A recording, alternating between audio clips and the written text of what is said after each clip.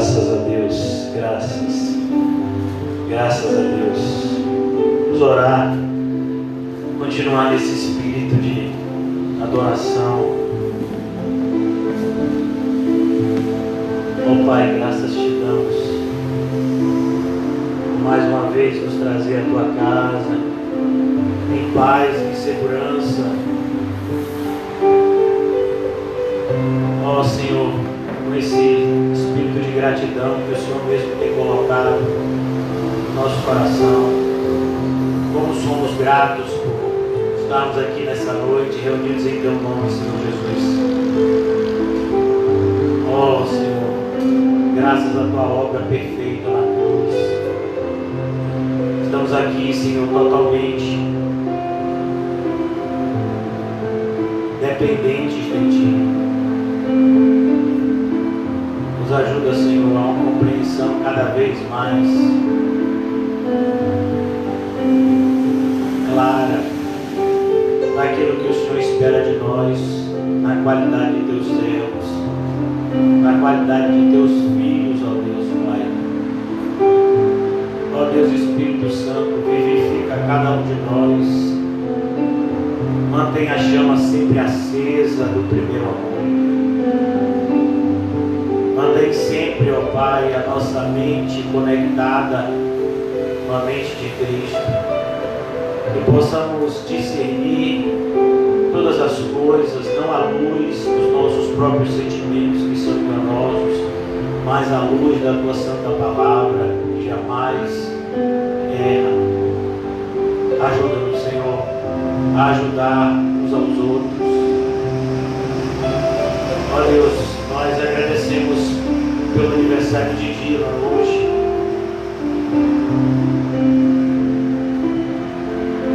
Uma criança que completa 2 anos de idade, Senhor, passando pelas coisas que ele tem passado. Somente a tua graça faz isso, Senhor. Produz essa alegria em meio ao sofrimento. Continua, meu Deus, protegendo o coração de Lani e de César, para que eles possam cada vez mais passarem por essa provação da maneira certa. Guarda Dylan, Senhor, nos teus braços, como o Senhor tem sempre feito. Abençoa a irmã Osana, Pai. O Senhor sabe das dúvidas, medos e incertezas nas quais ela passa, mas que cada vez mais ela se sinta filha de Deus e amada do Senhor. Abençoa a irmã Gisele, a pequena Helena. Protege, meu Deus, essa família. E cada dia mais,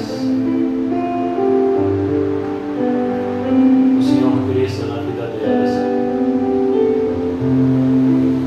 Ajuda-nos, ó Pai, como igreja, a vivermos o teu Evangelho, a pregarmos o teu Evangelho, Senhor.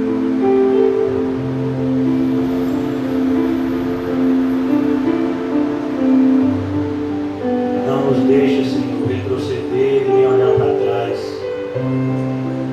mas que na corrida da fé estejamos sempre olhando para frente, para ti, Senhor Jesus, que é o autor e consumador da nossa fé. E na noite de hoje, Senhor, a tua glória se manifeste no nosso meio e haja edificação para a nossa alma. Em nome de Jesus. Amém e graças a Deus. Amém, irmãos? Graças a Deus. Eu disse aos irmãos que ontem nós estávamos encerrando a etapa, né? Foram 118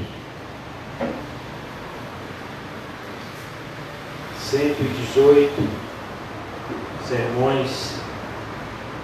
E hoje nós vamos iniciar um novo momento aqui na nossa congregação. E o título é justamente Aprendendo a Ser Feliz. Não existe nenhuma passagem, nenhuma carta, nenhum livro bíblico que nos ensine melhor isso do que a carta de Paulo aos Filipenses. Eu gostaria de convidar os irmãos abrirem nela, embora hoje nós não vamos ler muita coisa. Eu gostaria de trazer primeiramente uma visão introdutória da carta aos Filipenses.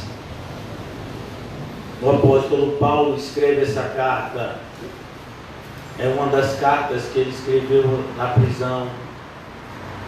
Os teólogos discutem a respeito de que prisão seria essa, uma vez que Paulo esteve preso em vários momentos, mas a grande unanimidade dos estudiosos e principalmente dos primeiros cristãos atribuía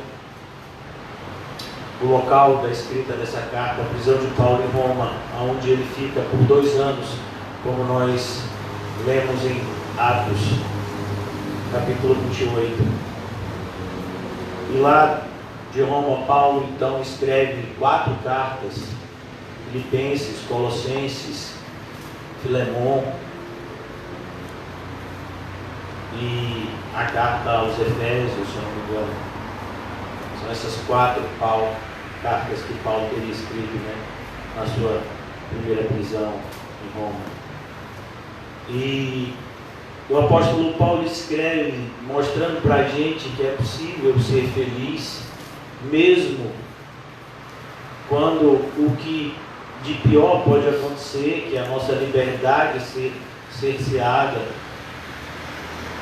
E é possível a gente estar se sentindo livre, mesmo quando estamos presos aqui na terra.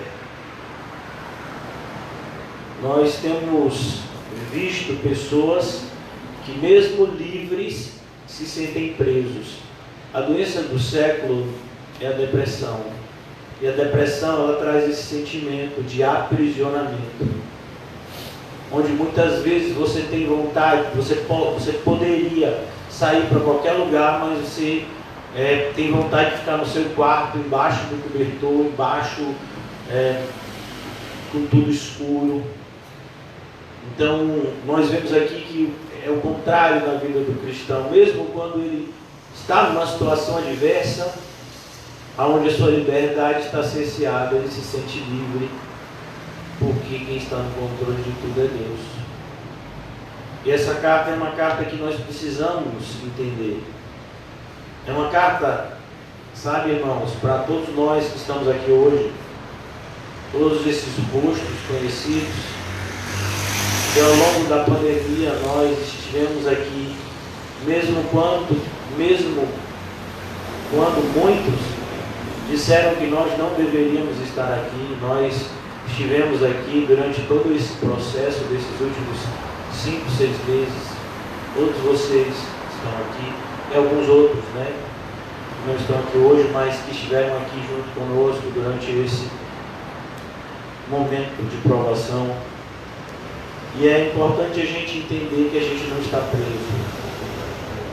Nós fomos livres no momento da nossa regeneração. Não podemos jamais deixar que o diabo volte a nos enganar. O príncipe deste século, ele cega o entendimento dos incrédulos, mas nós não somos mais incrédulos, ou somos? Então nosso entendimento não pode estar obscurecido. Nós temos que viver de maneira clara a liberdade a qual nós fomos chamados. Não é uma liberdade para a libertinagem, mas é uma liberdade para a santidade. E vamos aprender tudo isso aqui na carta de Filipenses. Paulo vai escrever essa carta com o propósito de animar e de incentivar os cristãos de Filipos a se unirem, pois nós vamos ver uma realidade de maneira muito clara no mundo, que é Deus, Ele une pessoas para que conjuntamente façam a sua obra. E essas pessoas que Deus une, o diabo vai tentar separar. A grande prova disso é o casamento. Aquilo que Deus uniu, não separe o homem, mas muitas vezes acontece. Mas você vai ver também que muitas vezes nós somos chamados a uma separação e nós queremos nos unir com pessoas que Deus não quer que a gente ande mais. As más companhias corrompem os bons costumes.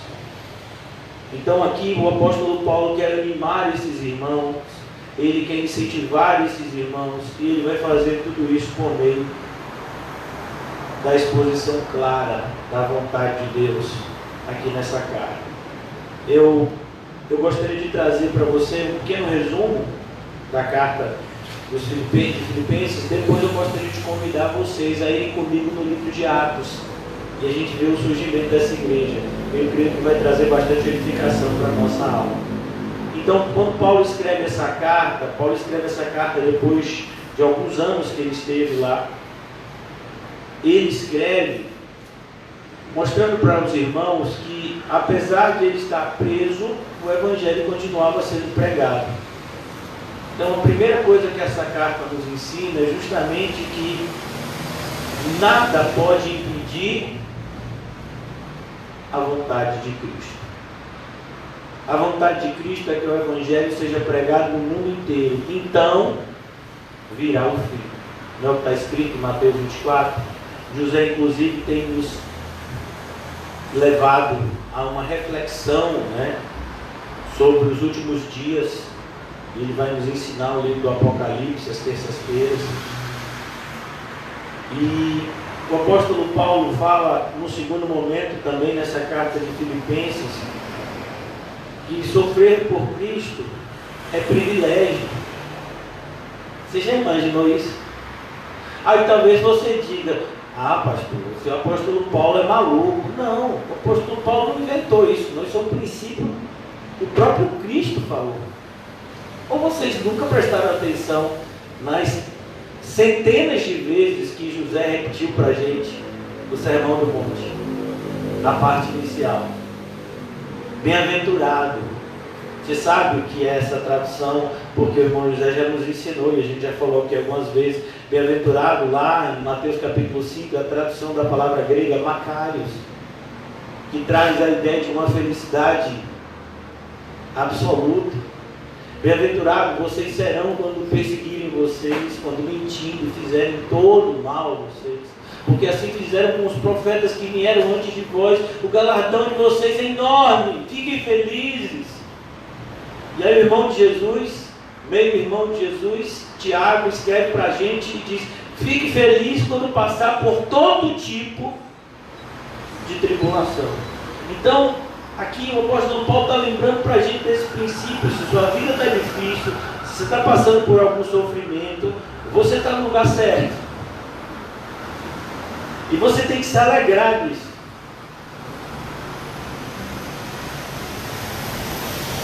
Sofrer por amor a Cristo. Claro que eu estou falando isso, irmãos. Sofrer por amor a Cristo da maneira correta. Sofrer por amor a Cristo. Não é sofrer como consequência das nossas escolhas erradas. Que muitas vezes gera disciplina se você for filho, e vai gerar condenação se você não for filho. Eu estou falando de sofrimento por amor a Cristo. Ele vai trazer alegria e ele vai trazer glória para Deus. Terceiro ponto dessa carta, que fica muito claro, é que os cristãos, eles precisam cada vez mais buscarem viver humildemente à semelhança do próprio Senhor Jesus. É nessa carta que o apóstolo Paulo fala uma das coisas mais lindas de toda a Sagrada Escritura, que nós devemos ter o mesmo sentimento que houve, que habitou em Cristo Jesus, que sendo Deus, não tomou por usurpação ser igual a Deus, mas em tudo se humilhou. E ele diz: nós devemos viver debaixo desse mesmo sentimento de humildade. E que tipo de humildade? Uma humildade que me leva a servir ao meu irmão. Eu não me sinto diminuído quando eu sirvo ao meu irmão. Eu me sinto privilegiado e feliz pela oportunidade que Deus me concede, mesmo em fazer coisas simples. como colocar um copo de café, como colocar um copo de água, limpar uma cadeira, ou coisas mais complexas, como os irmãos fizeram. O seu Hélio aqui foi mexer na luz. Semana passada a gente teve um culto primitivo, né? A luz de velas, mas no outro dia ele mexeu, consertou, né? Direito. Os irmãos que pintaram a igreja aqui e outros que pintaram lá de lá. Então a gente se sente privilegiado, a gente se sente bem. O irmão que fica responsável pela filmagem, a gente não se sente diminuído de poder fazer algo por alguém. Não, porque Deus desceu à terra e nos serviu. E como se não bastasse, Jesus deu um exemplo. Ele limpou, lavou os pés dos apóstolos. Você entendeu o que é isso? Então é isso que a gente tem que cultivar no nosso meio. Não deve existir nenhum sentimento de superioridade na igreja. Aqui há uma grande planície, onde todos somos irmãos. Todos somos irmãos, independentemente da nossa condição social, econômica. Todos somos irmãos, étnica. Mas Paulo também usa essa carta para nos advertir a respeito de alguns cuidados que a gente tem que tomar. Os cristãos devem estar sempre, esse é o quarto ponto da carta, nós devemos estar sempre diligentes em relação aos perigos que a igreja passa. Perigos do lado de fora, perigos do lado de dentro. Nessa carta Paulo vai dizer que ele chorou por conta de falsos irmãos. Eu não posso chamar essas pessoas de irmãos, infelizmente, mas falsos irmãos que o Deus deles era o próprio ventre. Paulo chama essas pessoas de inimigos da cruz de Cristo. Ele fala isso nessa carta, no capítulo 3. Paulo vai falar que nós deveríamos tomar cuidado com os maus obreiros. Então, mesmo diante de um cenário de intensa alegria, de uma igreja que estava crescendo e produzindo frutos, é necessário sempre manter cautela. Porque, como nós temos visto nesses últimos dias, o inimigo, ele vai querer atingir quem está dando fruto e não quem não está dando fruto. E finalmente nessa carta, o apóstolo Paulo fala que nós devemos tomar muito cuidado com as desavenças e devemos apoiar um ao outro no ministério cristão. Nós estamos aqui, irmãos, como partes de um corpo. Paulo vai falar, inclusive, do exemplo, nominalmente, de duas mulheres extremamente virtuosas, mas que estavam se desentendendo, talvez por uma falta de maturidade. Evódia e Síntique. Então aqui tudo isso vai estar nessa carta. Uma carta pequena, uma carta tão pequena quanto preciosa, maravilhosa, para que nós possamos ter uma visão correta em relação ao momento atual que estamos vivendo. Então, como eu disse a vocês, rapidamente, vamos lá em Atos, capítulo de número 16. É quando começa a saga de Paulo até chegar na carta, até chegar aqui na carta de Filipenses. A igreja de Filipenses vai ser plantada. E aqui nós vamos ver o plantio dessa igreja. O apóstolo Paulo, irmãos, ele está iniciando a sua segunda viagem missionária. O desejo do apóstolo Paulo era de ir para a Ásia, mas o Senhor, ele não deixou que Paulo fosse para a Ásia. A segunda viagem missionária, isso nós vamos ver no capítulo 15. Há uma discussão entre Paulo e Barnabé, mas a obra de Cristo não para.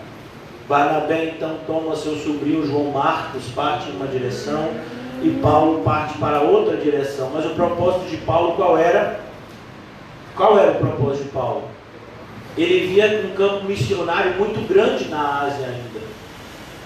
E você vai ver que, olha que coisa, Paulo está na Ásia, e aí ele vai para a Europa, para depois voltar para a Ásia. Porque ele só vai chegar em Éfeso, aonde aqui? No capítulo 19.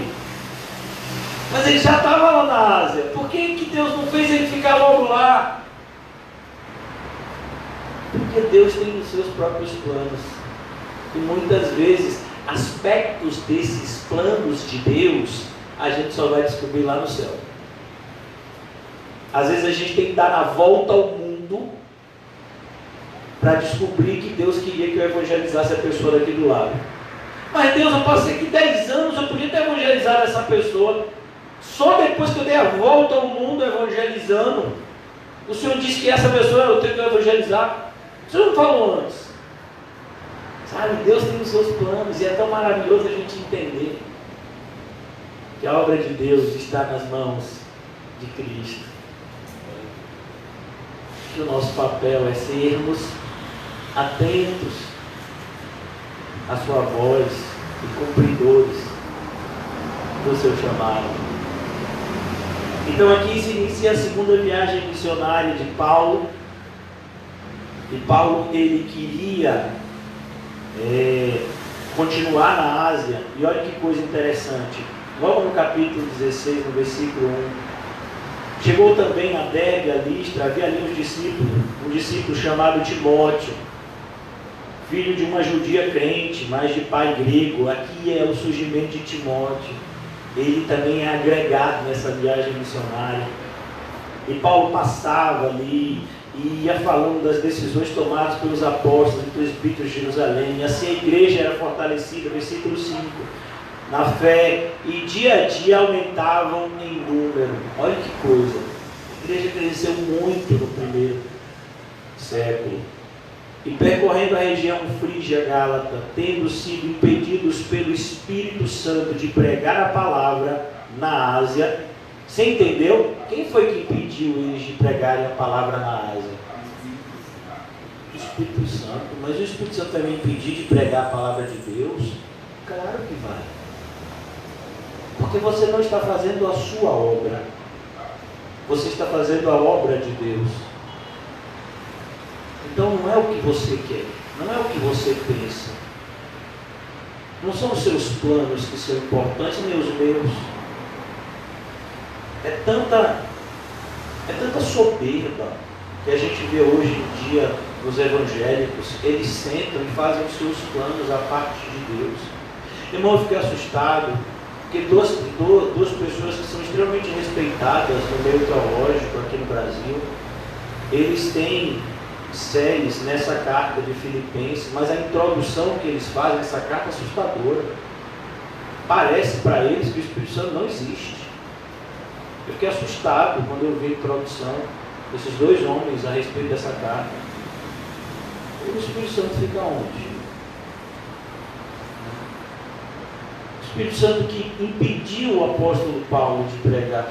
Foi esse mesmo, um desses diz para mim que Paulo escolheu Filipos porque era uma cidade estratégica. E desde quando o cristão escolhe alguma coisa porque é estratégico? Era estratégico que Paulo fosse para os gentios? Não. Paulo não era gentio, ele era judeu. Se o Senhor pegasse outras pessoas da Galileia, que até era acostumada com essa proximidade com os gentios, de se esperar, mas ele pega um judeu por sangue, fariseu, e bota para pregar para os gentios. Cadê a estratégia aqui? Nenhuma. Muito pelo contrário, o próprio apóstolo Paulo diz que o Senhor ama pegar os que não são, para confundir, para fazer como que são nada, aqueles que pensam que são alguma coisa. Então a gente tem que tomar muito cuidado, irmãos. Seja dependente de Cristo e não confie nos seus próprios pensamentos.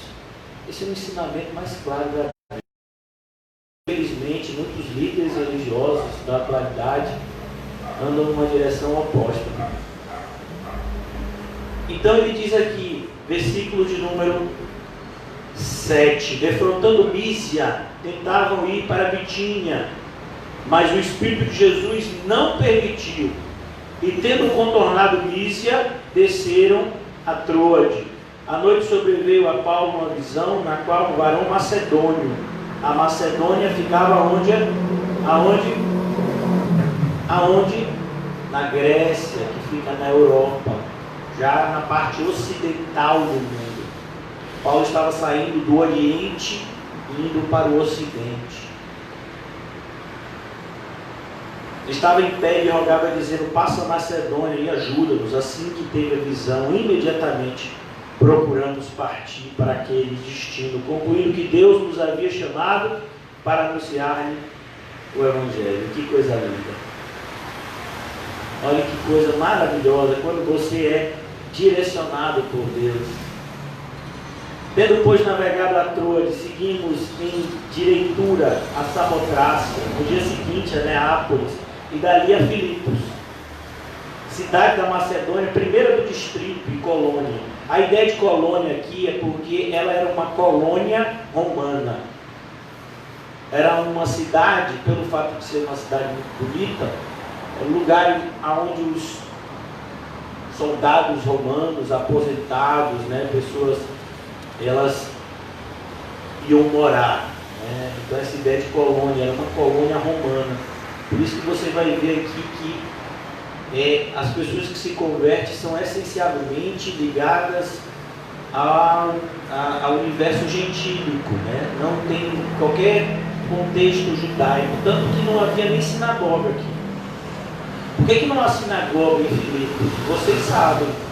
Porque para que houvesse sinagoga em uma cidade, era necessário 10 famílias, para que então houvesse uma sinagoga. Então Filipos nem 10 famílias judias tinha. Tanto que Paulo foi para um lugar onde as pessoas costumavam orar. Antigamente as pessoas costumavam orar próximas aos rios, onde ele vai se encontrar com Lídia e outras mulheres. Então ele diz aqui: nesta cidade permanecemos alguns dias. No sábado saímos da cidade para junto do rio, onde nos pareceu haver um lugar de oração. Está vendo? Paulo foi até um culto de oração. E assentando-nos, falamos às mulheres que ali tinham concorrido. Certa mulher chamada Lídia, da cidade de Tiatira. Então, Tiatira, ela ficava cerca de 50 quilômetros a sudoeste de Pérgamo. Era a cidade de Lídia. Lídia era da Ásia. E olha que coisa, Paulo tinha saído da Ásia e a primeira pessoa que ele encontra lá é uma pessoa da Ásia, Lídia, da cidade de Tiatira, vendedora de púrpura. Dizer que ela era vendedora de púrpura era a mesma coisa que dizer era uma pessoa que tinha condições, pessoa rica. Púrpura era um elemento que era extraído, se eu não me engano, dos crustáceos, e era usado nas roupas das pessoas milionárias da época, os senadores romanos, os imperadores. Então, e ela vendia púrpura. Então isso era o mesmo que dizer que era uma pessoa que tinha condição, provavelmente era da classe alta. Temente a Deus. A ideia de temente a Deus aqui não era que ela temia qualquer Deus, porque a gente já viu que quando você fala de Deus, tem Baal, tem tantos deuses, os romanos acreditavam em tantos deuses, mas essa ideia de temente a Deus, com D maiúsculo, é a ideia que havia em Lídia o mesmo sentimento daquele eunuco. Lá que a gente vai ver Filipe evangelizando, no livro de Atos também. Aquele eunuco, ele também era temente a Deus, mas ele chegou lá em Jerusalém para aprender a respeito de Deus e ninguém falou nada. Então aqui a gente vai ver que eles eram pessoas que buscavam uma adoração ao verdadeiro Deus, o Deus de Israel. E ela dava ouvidos a Paulo, nos escutava, o Senhor lhe abriu o coração. Esse é um dos textos mais claros a respeito da soberania de Deus na conversão do homem. Jesus vai falar também de maneira muito clara em João capítulo 6: ninguém pode vir a mim se o Pai que está no céu não o trouxer. Pode ser mais claro que isso? O apóstolo Paulo vai dizer em Efésios, na carta aos Efésios, que nós estávamos mortos em delitos e pecados. Lá no capítulo 36 de Ezequiel diz que é necessário receber um novo coração para que então o Espírito possa habitar em nós. Então aqui a gente está acostumado, né, no contexto evangélico moderno, a dizer: você tem que abrir o seu coração para Deus. Ô pastor, fulano não dá lugar para Deus, por isso que não acontece nada na vida de fulano. Irmãos, a gente sabe que o homem é responsável pelas suas atitudes, mas jamais devemos colocar de lado a soberania de Deus. Se Deus quiser que fulano seja dele, fulano vai ser dele. Então comece a orar. É com esse espírito que nós nos sentimos direcionados, não a Filipos, mas a Vista Alegre. Vamos nesse espírito aqui. E Deus vai abrir o coração de alguns quando José estiver pregando. Amém? Graças a Deus. Então aqui, que coisa linda. Deus lhe abriu o coração para atender as coisas que Paulo dizia. Não adianta a gente pregar se Deus não abrir o coração das pessoas.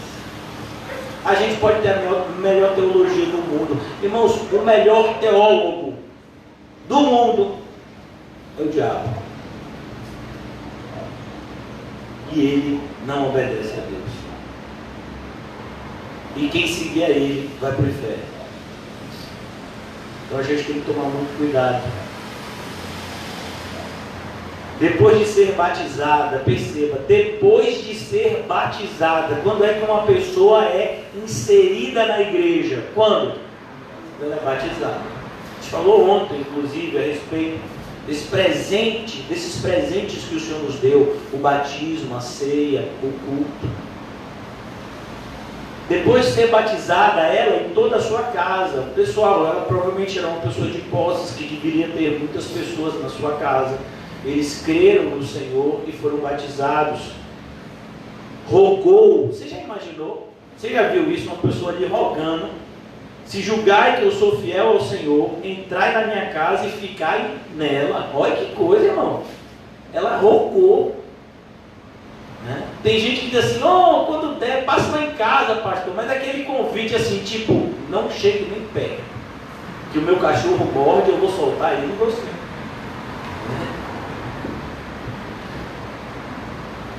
Mas essa daqui era diferente. Se julgar que eu sou fiel ao Senhor, entrai na minha casa e aí ficai. E nos constrangeu a isso. Irmãos, nos constrangeu a isso. Paulo não queria ficar lá, mas ela ficou tão animada com a possibilidade de ter os servos do Senhor lá na sua casa, abrindo a sua casa, inclusive, para esse contexto de outras pessoas virem para lá ouvir o Evangelho. E Paulo então vai para lá. Versículo 16: e aconteceu que, indo nós para o lugar de oração, nos saiu ao encontro uma jovem possessa. Qual foi a primeira pessoa que se converteu? Uma mulher de condição, Lídia, que era da Ásia. Aqui agora Lucas vai narrar a segunda conversão, que é dessa escrava endemoniada, e que era o que? Ela era o megafone de Paulo e Silas. Ela era a garota propaganda. Imagine que loucura. Mulher endemoniada. Quantas pessoas podem fazer? Rapaz, tem ouvido para Quinho e Paulinho, a igreja dele não das bombas, prega o verdadeiro evangelho. E às vezes é uma pessoa endemoniada. Eu já fui algumas vezes, né, quando eu vou lá para o Alto das Pombas, né, 4 vezes por semana. Tem pessoas que às vezes, eu vou lá, eu ore por mim, você fica até com medo de alguma coisa acontecer, que a pessoa vem correndo em sua direção, você diz: até agora. Aí a pessoa vem, às vezes, pedir uma oração, né? Tem uma pessoa mesmo, esses dias entrou um e ele fica sempre dizendo uns versículos bíblicos, né? um alto, magrinho, que tem problemas mentais, né? E esse rapaz, outro dia entrou no culto, meu filho, acho que era eu que estava pregando, foi porque eu vi a cena. Ele entrou, ele pegou o café, ele jogou álcool em gel, mexeu com o dedo e saiu tomando. Eu digo, rapaz, aí é legião. Foi. E depois desse dia, ele vai, eu acho que quase todo culto lá. Foi ele que outro dia virou para aqui e disse, ô careca, e que disse, rapaz, você sabe meu nome. Não foi, foi ele, tio? Foi ele ou não foi? É que nessa hora eu não vi. Foi ele, não foi? Eu não vi agora. A gente estava sentado, o culto já tinha terminado, aí ele pediu um café, não foi? Isso mesmo. Ele deve muitas vezes fazer, rapaz, a igreja daquele lá, rapaz, a igreja é de Deus. Né? A igreja do violonista é de Deus. Mas essa mulher, aconteceu que indo nós para o lugar de oração, nos saiu ao encontro uma jovem possessa de espírito adivinhador, a qual adivinhando dava grande lucro aos seus senhores. Olha que coitada dessa mulher. Ela era uma escrava. Era uma escrava tanto do diabo quanto dos homens. Você já imaginou isso?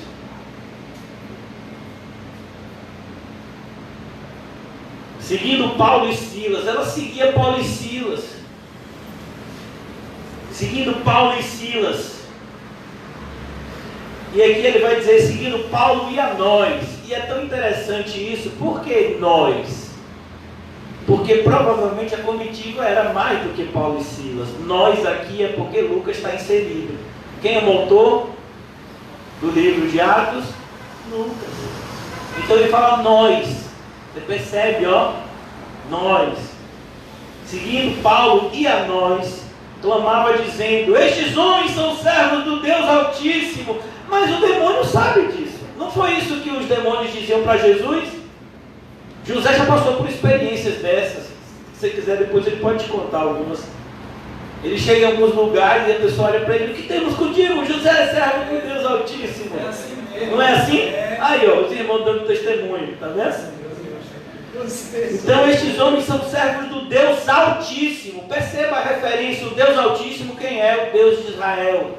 Porque nós estamos aqui num contexto gentil, aonde essas pessoas que são, na sua grande maioria, romanas, elas são influenciadas pela teologia, se a gente pode chamar assim, romana, aonde se acreditava que existiam vários deuses, um Deus para cada coisa. Essa teologia é praticada hoje em dia no catolicismo, aonde há um santo para cada coisa. Há o santo para o casamento, há o santo para o remédio, há São Longuinho, do 3 por 1, é o santo que quando você perde alguma coisa ele te ajuda a encontrar, São Longuinho, né? Então assim, era a mesma coisa da mitologia romana. Então essa mulher, ela diz que eles são servos do Deus Altíssimo. Mais uma vez, uma referência clara que não era um Deus qualquer, que os romanos estavam acostumados, que aquele povo estava acostumado. Tinha um Deus do mar, tinha um Deus do ar, tinha um Deus da floresta. Não, aqui a gente está falando de outro tipo. O Deus verdadeiro, o Deus Altíssimo, fica nas alturas. Quando a gente viu a referência recentemente, que fica no terceiro céu, é o Deus Altíssimo, uma referência clara ao Deus verdadeiro, o único e verdadeiro Deus, embora existam muitas divindades criadas pela mente do homem. E vos anunciam o caminho da salvação. Irmão, essa mulher endemoniada falou alguma mentira? Olha o perigo. Por que a gente percebe que ela está fazendo mal? Porque ela está falando de Paulo e Silas, mas ela não segue o que Paulo e Silas mandam. Quando a gente vê pessoas falando coisas verdadeiras e vivendo de maneira falsa, a gente fica assustado, porque isso é diabólico. Pessoas que falam da importância de estar na igreja e não vêm para a igreja. Pessoas que falam da importância, sabe, de você ajudar o próximo, e essas pessoas nunca ajudam ninguém. É diabólico. Quem é que se disfarça de anjo de luz? É o diabo.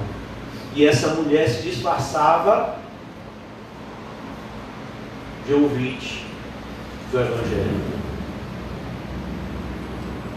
Foi o caso de Judas, mesmo estando com Jesus, Jesus diz: e um de vós é o diabo. Imagine. Versículo 18, isto se repetia por muitos dias. Isso se repetia por muitos dias. Vai ter dia em que o irmão José vai botar a mão na cabeça de alguém lá do Alto das Pombas e vai expulsar o demônio. Ainda não chegou esse dia, mas vai ter dia. Né? O irmão José está se preparando. Até porque ele é o pastor de lá, eu sou auxiliar. Eu sou pastor aqui e ele me ajuda. Lá na igreja do Alto das Pombas, ele é o pastor titular, eu sou auxiliar. Amém? Que coisa linda, irmãos. Essa é uma experiência assim, que nos dá muita alegria. Isso se repetia por muitos dias. Então Paulo, já indignado, perceba, Paulo percebia o que estava acontecendo, e é isso que eu acho mais lindo. Mas Paulo não tomou nenhuma atitude dele mesmo. Muito provavelmente Paulo orou. Paulo estava orando: Senhor, essa mulher está seguindo a gente aí, o Senhor sabe que ela está cheia de demônios, Senhor. E Paulo estava ouvindo lá do Senhor: Paulo, não é ainda o momento, Paulo. Mas aí chegou o momento. Paulo, indignado, voltando-se, disse ao espírito. Que espírito é esse minúsculo? É um espírito imundo. Espírito imundo na Bíblia é sempre uma referência a quem? Demônios. Voltando-se, disse ao espírito: em nome de Jesus Cristo, eu te mando, retira-te dela. Ele não mandou o espírito imundo para o inferno. Por quê? Porque não é o momento deles irem para lá, como muitos exorcistas ambulantes falam. Espírito imundo fique cego. A gente sabe que isso não existe. O que existe é você mandar ele sair de uma pessoa. O próprio Jesus fez isso. E os apóstolos também fizeram isso. Essa é a nossa área de atuação. Nós não temos gerência sobre o que os demônios vão fazer. Isso é algo que pertence a Deus. Judas, escrevendo sobre esse assunto, ele diz que o próprio arcanjo, a palavra arque, significa o chefe dos anjos, o arcanjo Miguel, quando foi lutar pelo corpo de Moisés com o próprio Satanás, ele disse: que o Senhor te repreenda. Então a gente tem que tomar muito cuidado com essas aulas de batalha espiritual que não tem nada a ver com a Bíblia, que tem muito mais a ver com candomblé, espiritismo, do que com a Bíblia. Então assim, todo o nosso conhecimento de batalha espiritual está na Bíblia. Todas as nossas armas espirituais que lutamos contra os seres espirituais do mal são da Bíblia. Então essas pessoas que dizem aí dar curso de batalha espiritual baseado nas suas próprias experiências, não devem ser para nós jamais ser algum tipo de modelo, a não ser modelo do que é errado. Então Paulo diz: eu te mando, retira-te dela. E ele na mesma hora saiu. Vendo os seus senhores que se lhes desfizera a esperança do lucro. Olha que coisa, o homem sempre pensa no dinheiro. Agarrando em Paulo e Silas, os arrastaram para a praça, à presença das autoridades, e levando-os aos pretores, disseram: estes homens, sendo judeus, perturbam a nossa cidade. Paulo estava perturbando a cidade? Não. O que foi que Paulo fez? Libertou uma mulher do demônio. Mas é isso, irmãos. Muitas vezes as pessoas podem dizer que a gente está perturbando a cidade, que a gente está agindo de maneira desequilibrada, e talvez aí os evangélicos, nós no caso, sejamos responsáveis pela proliferação do Covid.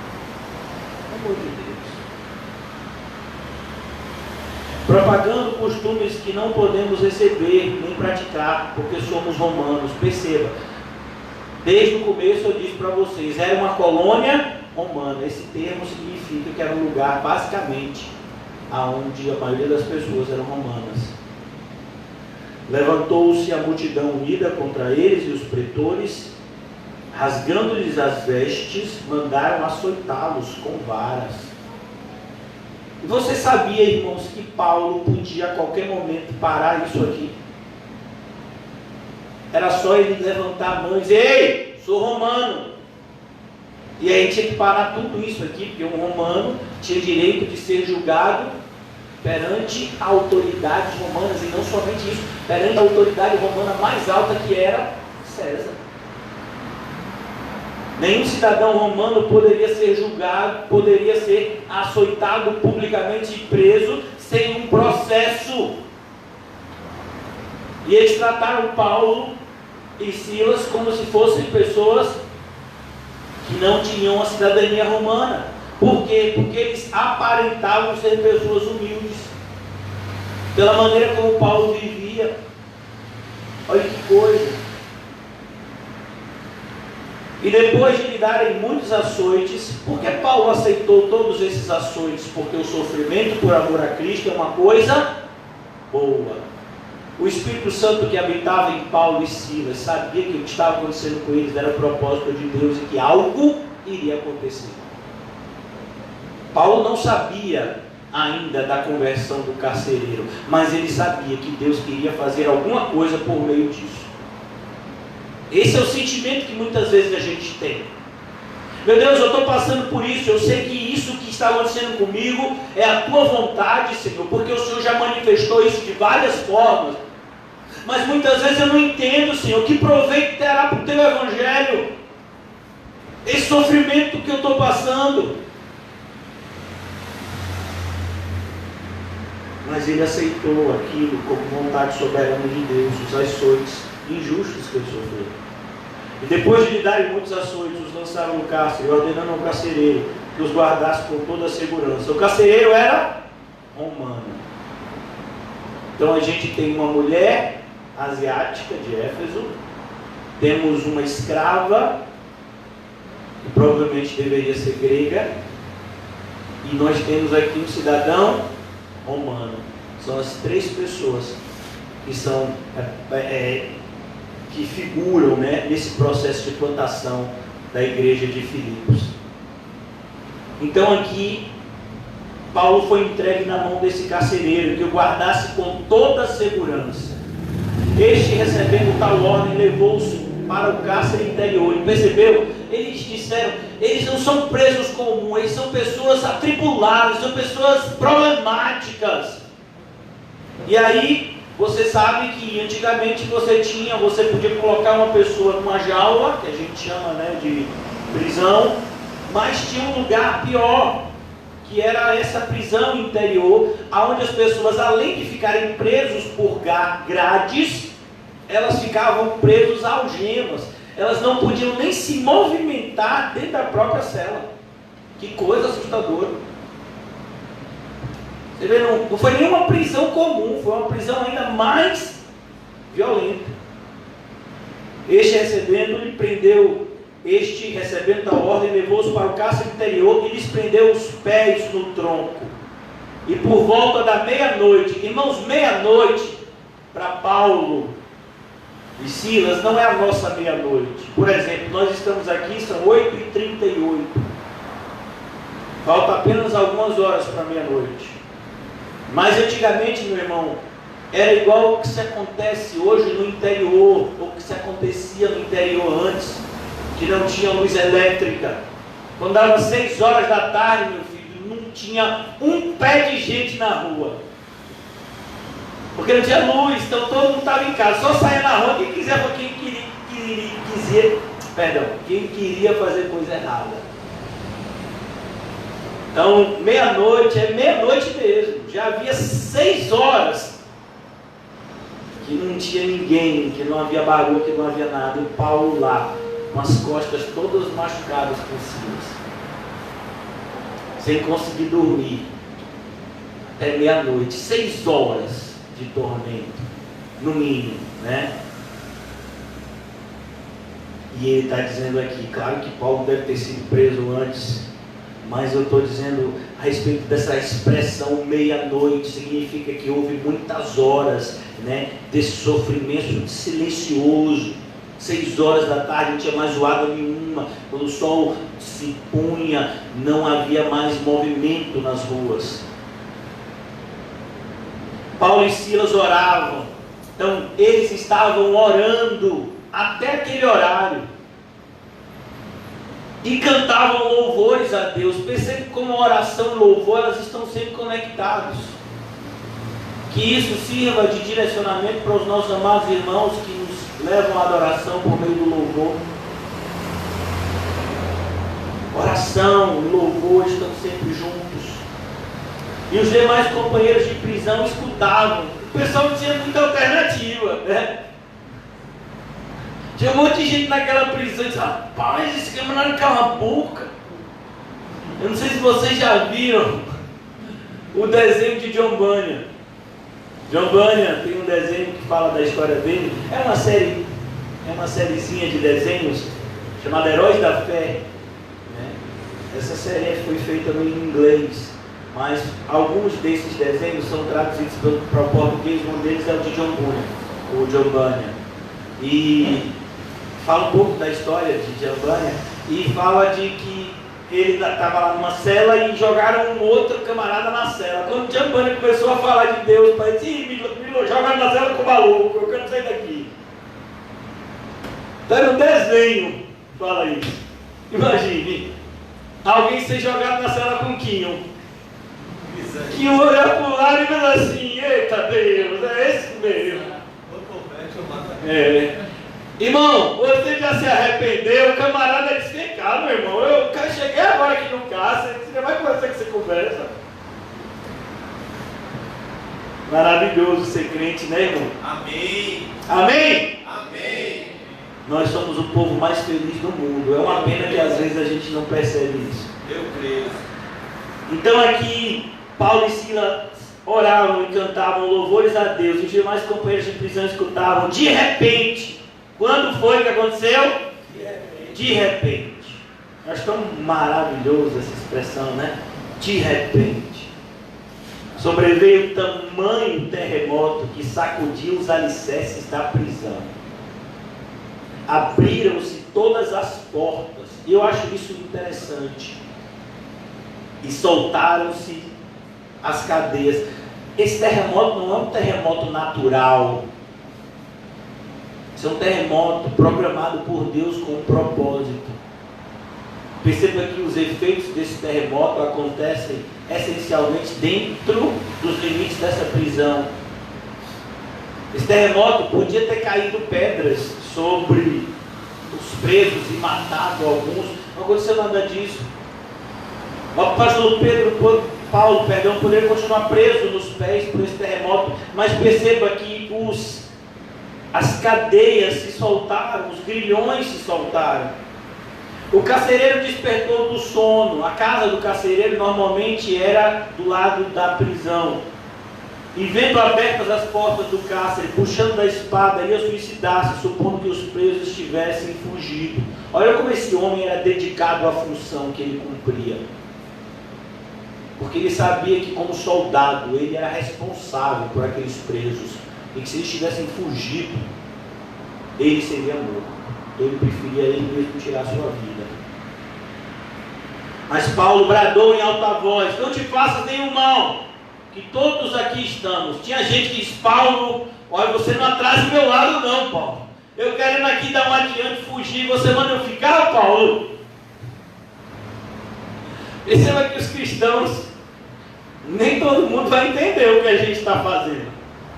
A gente está falando aqui de um ambiente prisional, irmãos. Vocês já foram numa cadeia? Eu já fui. Paulo estava lá.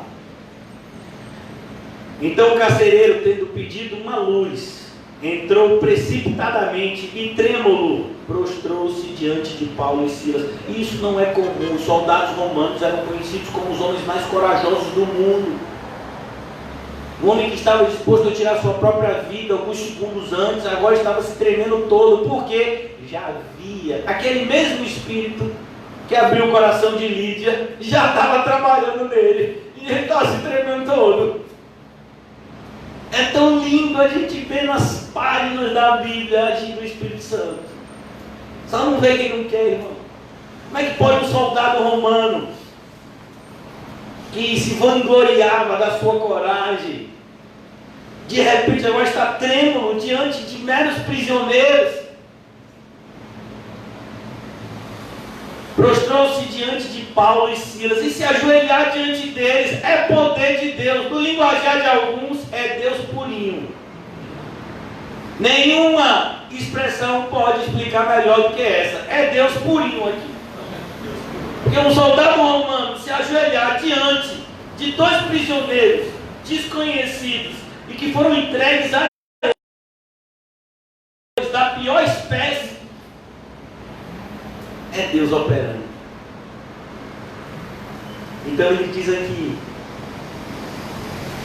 então o carcereiro, tendo pedido uma luz, entrou precipitadamente e trêmulo, prostrou-se diante de Paulo e Silas. Depois, trazendo-os para fora, disse: Senhores, o que devo fazer para que seja salvo? E você sabe o que é mais interessante? É que esse homem já tinha ouvido o que Paulo havia pregado.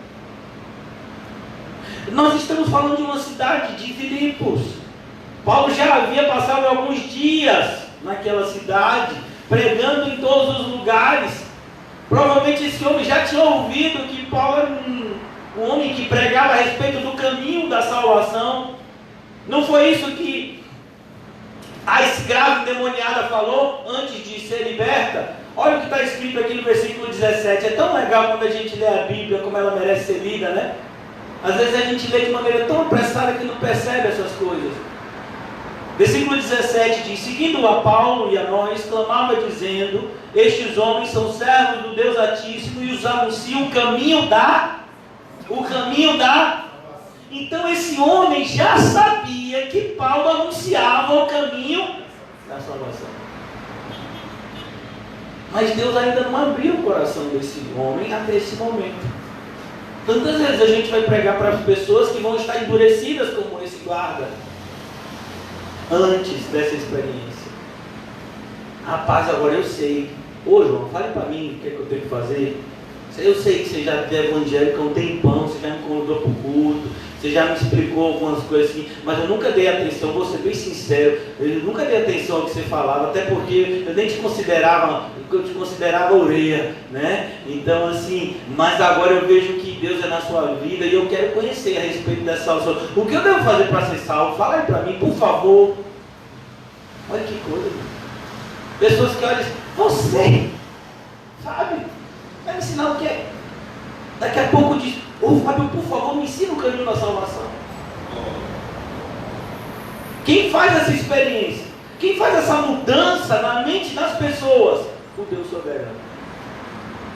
Que transforma um soldado romano numa ovelhinha de Cristo. Olha que coisa.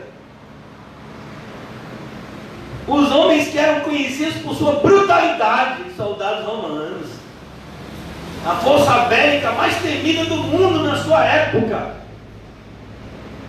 E agora era uma ovelhinha.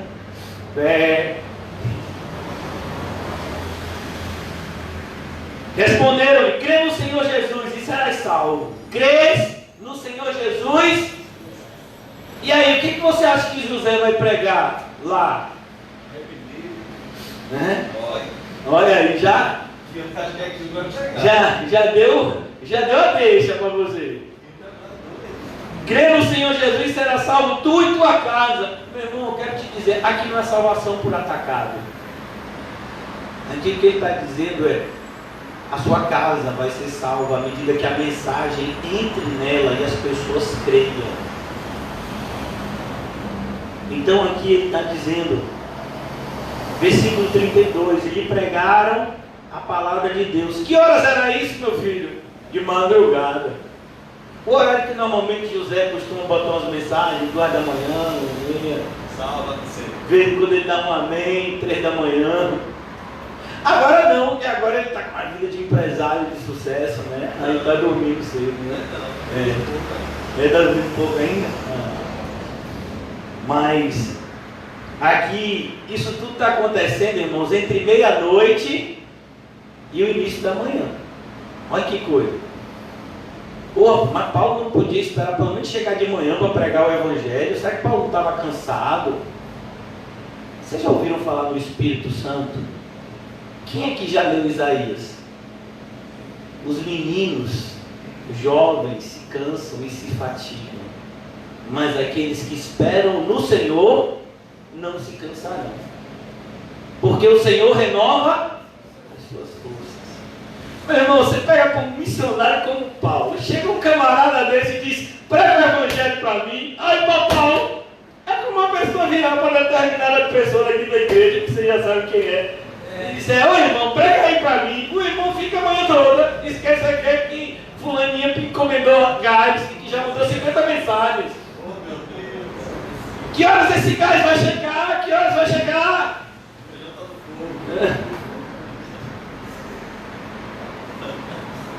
Oh Deus, nos ajuda.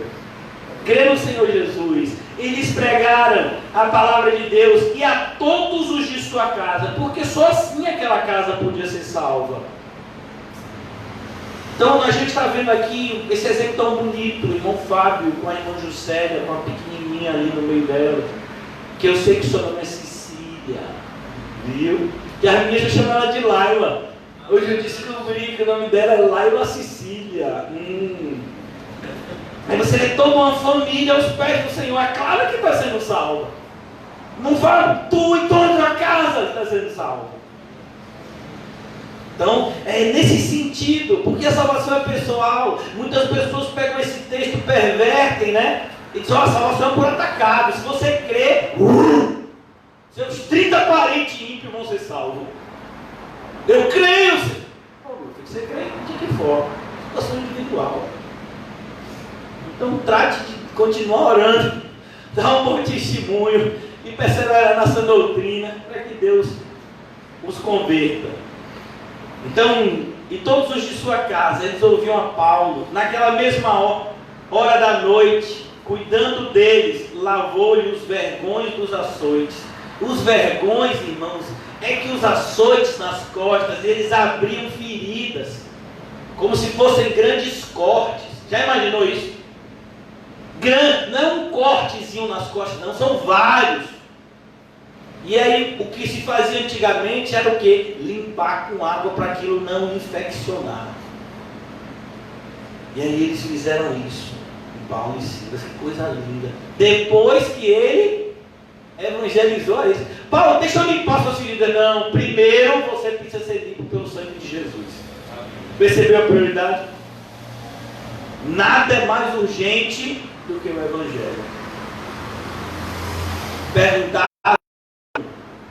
pastor, que você já deve ter ouvido falar, Martin Lloyd Jones, qual era a diferença de uma palestra para uma pregação? Ele disse: uma palestra pode ser feita a qualquer momento, uma pregação é sempre urgente. Deus não nos chamou para palestrarmos, Ele nos chamou para pregar o seu Evangelho. Por isso que nós estamos sempre sendo impulsionados debaixo dessa diligência de pregar o Evangelho, pois é urgente o que temos que fazer. Versículo 33, já estou concluindo, irmãos. Naquela mesma hora da noite, cuidando deles, lavou-lhe os vergões dos açoites. A seguir foi ele batizado. Quem foi batizado? O carcereiro. E todos os seus, todo mundo da casa dele que se converteu foi batizado. Que horas isso? De madrugada. Será que devia estar fria a água?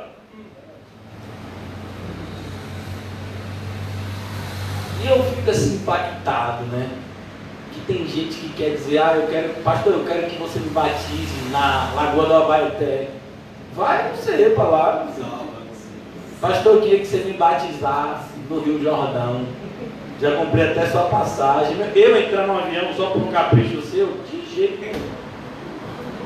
Não, pastor, você vai ficar num hotel bom lá. Meu filho, eu quero é Deus. Negócio de entrar no avião em desobediência, ou nada. Se o Senhor me mandando entrar no avião, eu ainda vou orar 3 vezes para ver se realmente é de Deus aquilo está ali. Assim que foi ele batizado, e todos os seus de madrugada, irmão, tudo isso de madrugada. A gente vê hoje em dia na igreja, eu quero me batizar. Dê seu nome para o diácono João, a gente vai ver a próxima turma dos batizandos. E aí você vai fazer 6 meses de curso de batismo, e aí a gente vai agendar o seu batismo. É brincadeira?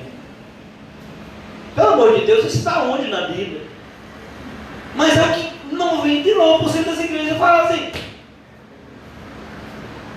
Meu Deus, que loucura! Inclusive da igreja que eu vim, era assim. Fazer curso. Quem nos discipula é o Espírito Santo, por meio da palavra de Deus. Uma vez que somos membros de uma igreja, nós estamos sendo discipulados a cada culto. Essa ideia de discipulado antes do batismo, ela é totalmente antibíblica. Então, levando-os para a sua própria casa, lhes pôs à mesa. Essa parte é boa. Aí foi a parte, né, que tem o feijão. Tem o feijão. Feijão, quando a gente bota o que no feijão? Bota carne. Bota o que mais? Osso, calabresa. Tem gente aqui que chega, tá babando por trás da máscara. A máscara já tá molhada aqui, ó. E aí tem o pirão. Pirãozinho. Não dá. Arroz. Uma farofa. Também, né? Meu filho gosta muito daquela folha que é venenosa e mas que o pessoal come. Maniçoba, né? E para uma maniçobazinha também, cabe. Para alguém que quiser uma maniçobazinha, imagine um banquete com maniçoba, feijoada, piranga. Eita Deus! Chega a cara dele que ficou suada. O nazireado dele chega com suado. E que eu já disse, eita Deus, vai ser lá em casa. Eu tenho que me preparar. Não, meu filho, você não é um carcereiro, fique na sua. Então a gente percebe assim que o que é isso, irmãos? É que quando de fato nós somos irmãos, nós queremos receber bem uns aos outros. É uma alegria. A gente vive nesse mundo individualista, onde cada um tem o seu, onde a gente só se junta aqui na igreja e fora da igreja a gente praticamente é desconhecido. Isso não pode ser assim. Nós precisamos de fato vivermos como irmãos uns dos outros. Nós não estamos aqui para fingir que somos irmãos durante o culto e se esquecer disso quando descer da escada. Não pode ser assim. Não deve. E com todos os seus manifestava grande alegria por terem crido em Deus. Quando amanheceu, os pretores enviaram-se à justiça com a seguinte ordem: põe aqueles homens em liberdade. Então o carcereiro comunicou a Paulo estas palavras: os pretores ordenaram que fosseis postos em liberdade, agora pois saíde em paz. Paulo, porém, lhes replicou: sem ter havido processo formal, aqui o pessoal se quebrou e fizeram bobagem. Por que Paulo não falou isso antes? Porque existia uma obra a ser feita. E Paulo quer mostrar aqui que ele passou aquilo lá por causa de Cristo, porque ele não precisava passar por aquilo. Paulo não está aqui reivindicando os seus direitos. Paulo está dando uma lição de cristianismo para essas pessoas. Há um sofrimento segundo Cristo e há um sofrimento segundo o mundo. Então Paulo sofreu por amor a Cristo.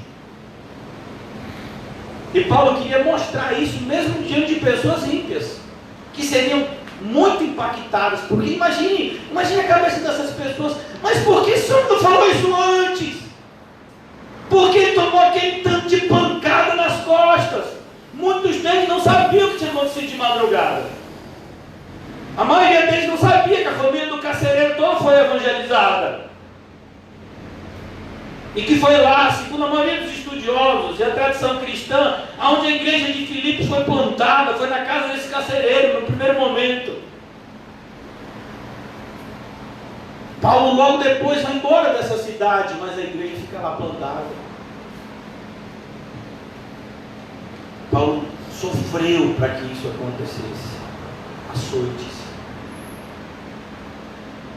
Processo formal contra nós, nos açoitaram publicamente, nos escolheram ao cárcere, sendo nós cidadãos romanos. Era todo mundo romano ali, Paulo e Silas, e agora? E o pessoal agora aqui viu que se deu mal.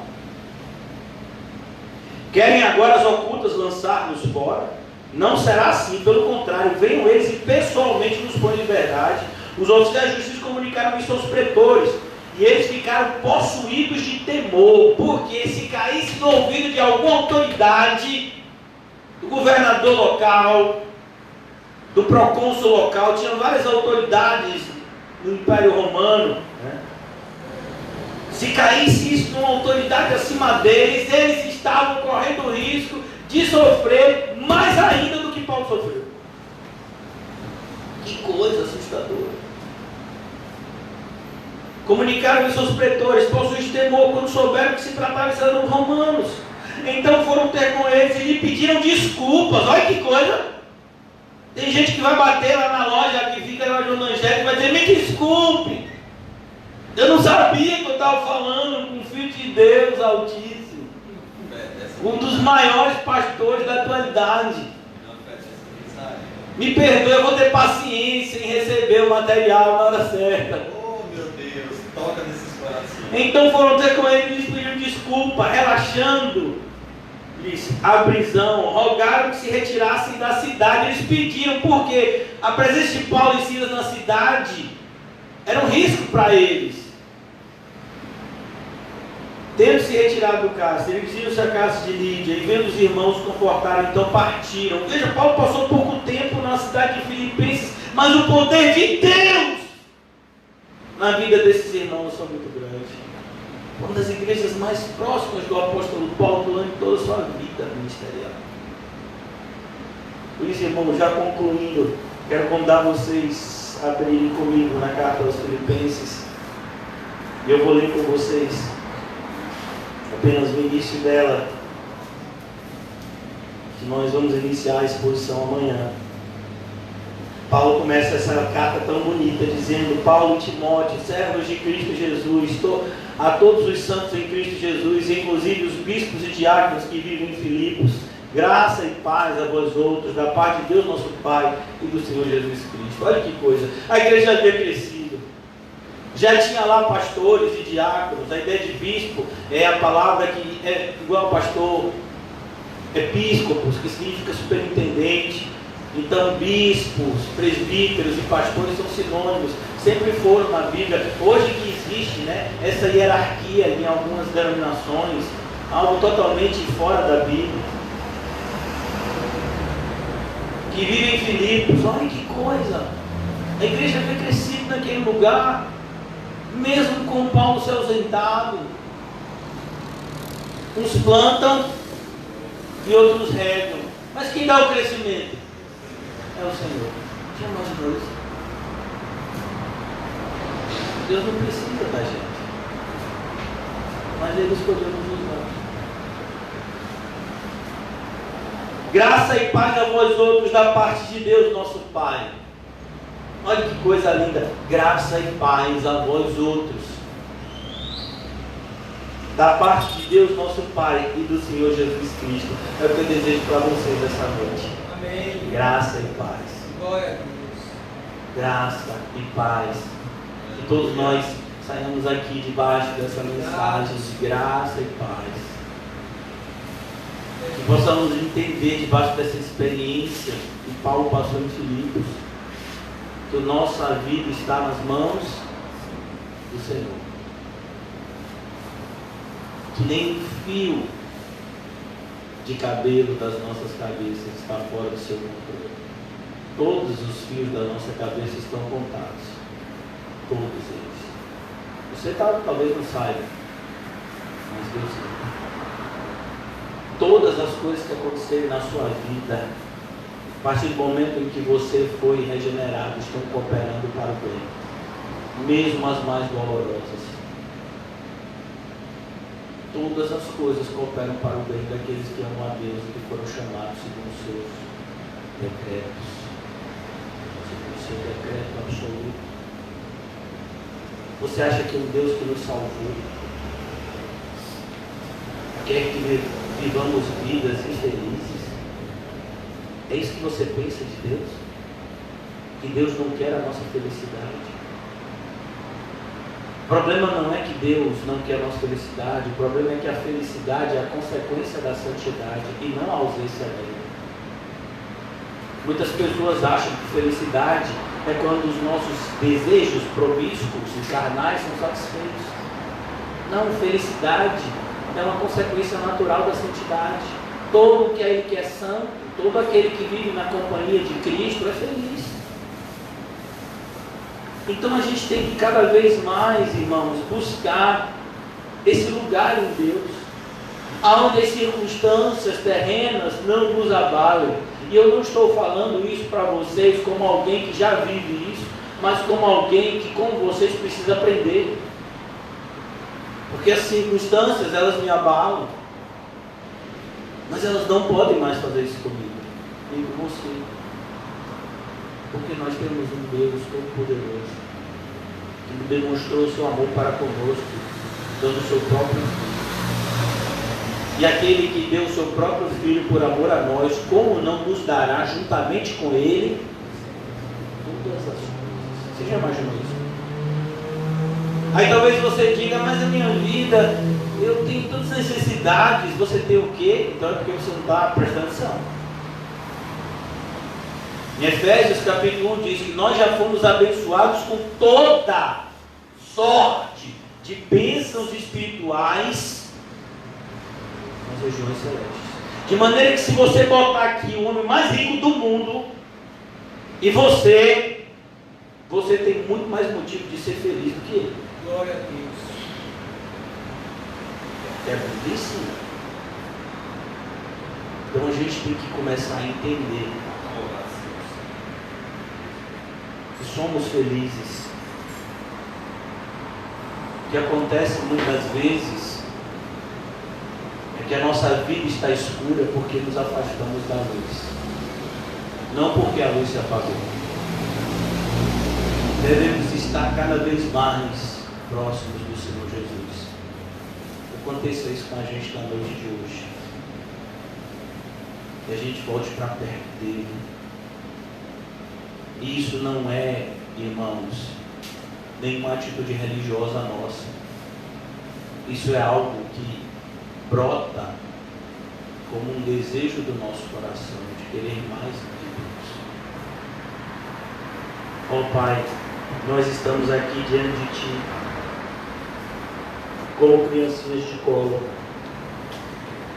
necessitando do Teu cuidado. Nos ajuda, Senhor, na compreensão exata da Tua mensagem, mensagem que chegou até nós pelo Teu poder, mensagem que foi pregada em aramaico, escrita em grego, e chegou até nós na nossa linguagem própria, pelo Teu poder soberano. E mesmo que possamos entender o significado textual dessas palavras, elas nos seriam completamente obscuras se o Teu Espírito Santo não nos tivesse revelado. Por isso, nos ajuda, Senhor, a entendermos o termo real da extensão do significado de sermos filhos de Deus. Filhos de Deus. Todos aqueles que creram em Cristo, deu-lhes o poder de serem feitos filhos de Deus. Ó Pai nosso que está no céu, Tu que tens o nome Santo, Santo, Santo, Ajuda-nos nessa noite a nos apropriarmos espiritualmente, intimamente, dessa promessa bendita de que somos teus filhos. E se somos filhos, então somos herdeiros e participantes de tudo aquilo que lhe diz respeito. Feliz é a nação cujo Deus de Israel é o Senhor. Que essa promessa que paira sobre nós invada os nossos corações e guie as nossas vidas. Em nome de Jesus, amém. E graças a Deus. Amém, irmãos? Saúdem-se mutuamente com um olhar santo. E não se esqueça de dizer para você mesmo: você é feliz. Você só não sabia disso. Glória.